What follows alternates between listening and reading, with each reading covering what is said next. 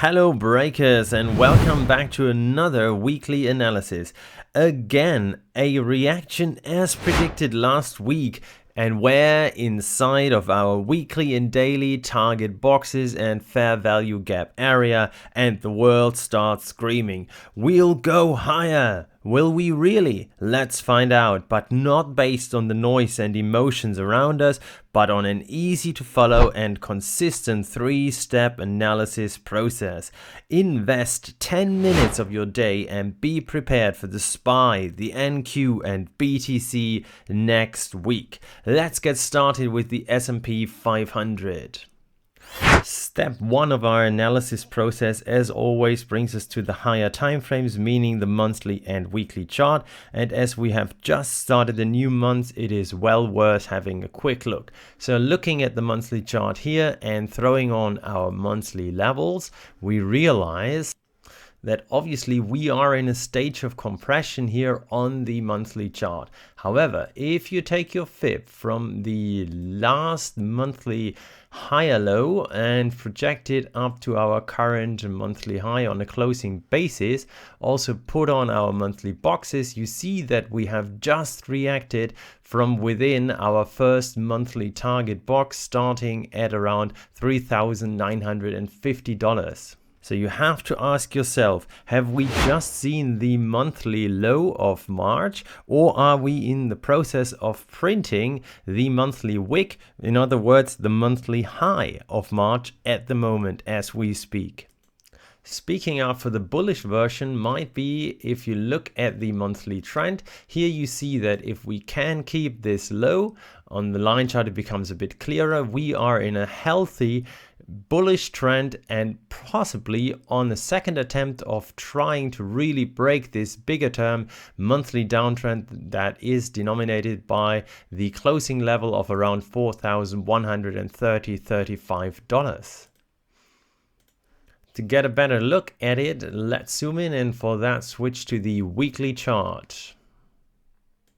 Looking at the weekly here, there are indeed good reasons to support this bullish view. Why? Because if you look at the fibs on the weekly chart, we see that we are right smack within a weekly target box as well, and we haven't really broken the bigger term weekly uptrend either.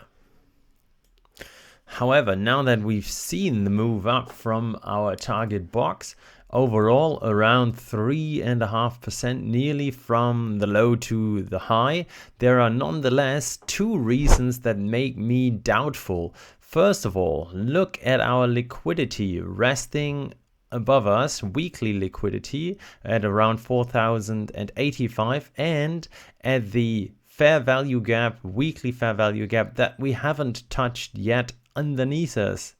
Both of them obviously will act like magnets for price, one in a rather negative way, pushing up and then maybe further down, or on the contrary, acting like a possible bullish launchpad for more upside.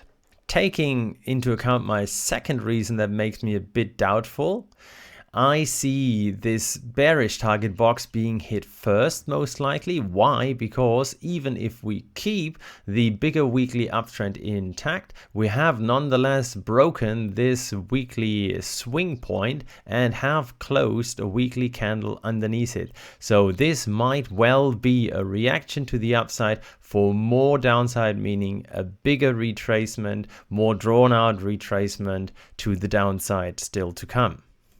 Therefore, let's move on to step 2, the midterm analysis on the daily chart to better frame our price action and find a possible trading setup. Here on the daily, two things seem to be standing out to me. One, we've seen a strong reaction from our target box and we've created a swing low in the process. However, two, at the same time, we are now running back into heavy resistance, and also let's not forget that yes, our aggressive daily trend has been broken. Nonetheless, at the same time, you could now obviously also argue that a new daily uptrend has started with the close of the Friday candle. Taking our fibs, we can adjust our target boxes here a little bit. Moving this one down to around 4080, a number that we've already heard in our weekly analysis. And if we take it from the top, then nonetheless we have a second daily bearish target box starting at around 4100, also a number that we have discussed already last week. And with all of that, you see that there is a whole cluster of resistance above us. Weekly fair value gap adding up with a daily fair value gap, a daily liquidity gap as well here, two target boxes on the daily as well as on the weekly, and therefore an area on your chart where I would expect at least a lower term time frame trade to materialize. For that, let's move down to our entry time frames, meaning at least the 4 hour. Looking at the 4 hour here, this move already looks a little bit overextended to me. Nonetheless, obviously we have clearly broken the 4 hour downtrend with a close above $4,014, $15 roughly. And as this is a bullish trend now, you first of all want to focus on catching a bullish retrace into one of your target boxes. The question obviously is, where will it come from? If it came from here, it could take us down to around $3,980 again. Why could you expect a pullback from here? Well, if you take this latest swing high on the 4 hour before we broke down from here, taking us to our absolute lows, you can see that we are right inside of a 4 hour target box and a fair value gap on the 4 hour just above us. So maybe one more push up like this and then the pullback for more upside. Obviously this is just a rough idea and could also happen just somewhere here inside of our daily cluster of resistance, being the target box or the fair value gaps that we have above us. And even so, if you look at our cheat sheet and you realize that yes, momentum is totally extended to the upside, this doesn't mean anything, as we know, as long as there is no market structure break or at least shift. And even if you move down to the 1 hour time frame, we see that no market structure break has occurred so far, which really leads me to believe that yes, we will see this final push up to around 4,100 before a real pullback, where we can then position for a possible further move up or at least second attempt to take price higher. Does this expectation on the SPY line up with the Nasdaq? Let's see and find out. Looking at the Nasdaq here on the higher time frame monthly chart, the picture, as you would expect, obviously looks very similar. And putting on our weekly levels, we can see that the monthly bigger downtrend remains unbroken. We did see a massive rejection here in February from this level.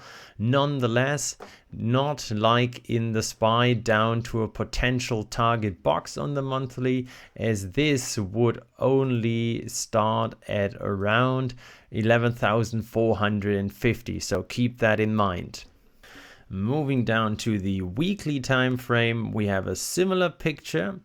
Again, yes, we did grab liquidity from this weekly fair value gap. However, we didn't manage to make it down to our weekly target box, while at the same time having started a weekly downtrend. Even so, the bigger picture weekly uptrend is still intact. Nonetheless, same as on the monthly, if you really want to talk about a weekly bullish trend, you need to break around 3,570 for the longer term picture. This number then also nicely lines up with the bigger weekly range we seem to be trapped in between 13,570 and 11,000 roughly, and would potentially therefore make more downside in the medium term likely for the NQ. With that in mind, for the moment, let's get rid of our monthly level and boxes and switch down to the daily time frame to make a possible setup more actionable. Here, interestingly enough, we see that the more aggressive higher low for the daily uptrend remains unbroken. Even so, we did go for some of that liquidity at around 11,870 and then got this strong move up that also created a daily swing point. Now, where does that lead us to? If we again project our fibs from this latest lower high, we see that this lines up nicely with our daily target box, bearish target box, which has confluence with a daily fair value gap and a weekly bearish target box as well. Zooming into our trigger time frame, the 4 hour, then we can basically repeat what we've said on the SPY. We have a massive move up here on the 4 hour that obviously did break market structure on the 4 hour as well, and therefore would suggest that we look for a bullish pullback to take price higher up first of all. No matter from where we retrace, our target box seems to definitely line up with 4 hour fair value gaps at, for example, starting around 12,130 or a bit further down, starting at 12,080. If we really pulled back deeper, we could even potentially see $12,000 again. In other words, what can we expect to happen? Either we pull immediately back from here before we take it up there, or price decides to push up a little bit higher, giving us something like that before then seeing the move down. And where that move takes us is to be seen. Remember, however, that just like on the SPY, the first thing you want to see before you take action is obviously a market structure shift. And it is nowhere to be seen, not even on the 1 hour time frame, no matter how extended this move may seem. Zooming out to the daily time frame and summing up what we can expect for the week to come, then I still see us really going for this level at around 12,400 and on the SPY around 4,100 before a bigger pullback. Why? Simply look at the DXY, our dollar index, that obviously is heavily correlated with these markets, and there we see we are consolidating at the moment. We haven't really gone for this liquidity at around 105 points yet, and therefore I could simply see us pull back at the beginning of the week into our daily target box here before this real push up into the 105 level, which would then exactly give us the two moves that I have just described on the SPY and the NQ. Let's conclude this week's analysis with one more chart, looking at Bitcoin here. Tell me, do you trade cryptocurrencies at all? Has the Bitcoin chart made you rather rich or poor over the last couple of years? Personally, I haven't paid too much attention to crypto in recent weeks and months. Why? Let me explain that to you today. First reason simply being that yes, we are in a bear market and we have pulled back all the way down to the 786 on the fib around $15,750, and now at the moment finally seem to be caught in something that many people in the crypto space call a possible reaccumulation range before the next bull run.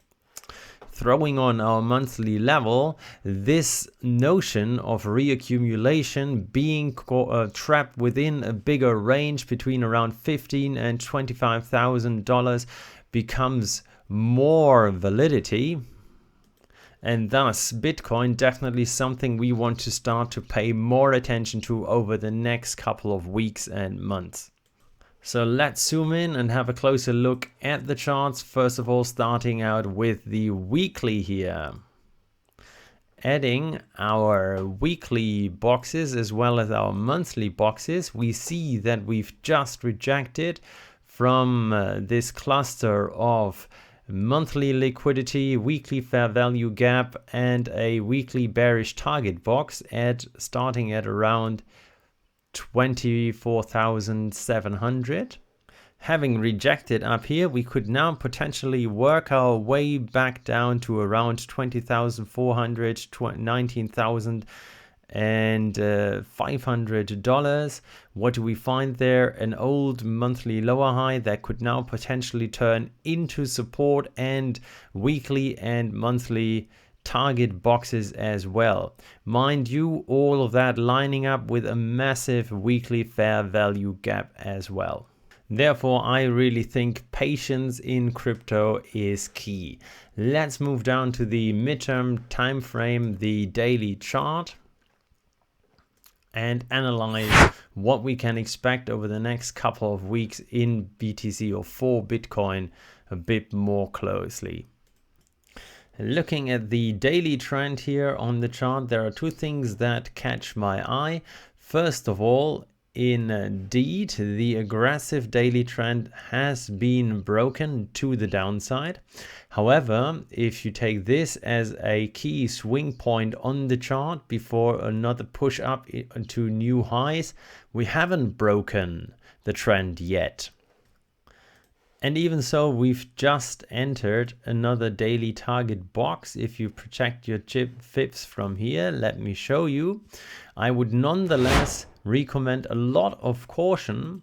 Why? First of all, there's a lot of negative news at the moment. For example, the potential bankruptcy of the Silvergate Bank, which is very important for the crypto space. Secondly, it feels like we are caught somewhere in between, within this potential daily range, somewhere at the mid level. Seems as if we've just rejected there as well. Thirdly, we haven't really gone for daily liquidity underneath roughly $21,400 yet. And if you zoom into, for example, the 4-hour chart, really, can you trade that? I can't. Liquidity is thin in the crypto space at the moment, so yes, I could definitely see us push up to get some liquidity up here, fill in all of that void. Nonetheless, doesn't mean that I have to trade it. Personally, for me, there are only two options to enter here into a long, which would be option one. We really break this daily lower high and therefore re-establish the daily trend. And then I could see us do something like that, and I would be interested in entering around this area, obviously within a target box. Or, as I've mentioned before as well, we go for the liquidity resting underneath the low of around 21,400 and push up from there. Generally, no matter which asset you trade, remember, you don't want to trade based on emotions. What you want to trade on is 3 simple things and steps you follow. Step number 1. The higher time frames. Where do we stand in the bigger picture trend? Step number 2, the midterm daily chart. This is what you use to frame a potential trading setup. And finally, step number 3, finding your entry on the 4-hour, 1-hour time frame, and on these time frames relying on a market structure break plus a pullback to your target box. If you do that and you keep in mind your risk management, you will do well in the markets. That being said, I hope you really liked this video. Hope to talk to you soon again. Take care. Bye bye, breakers.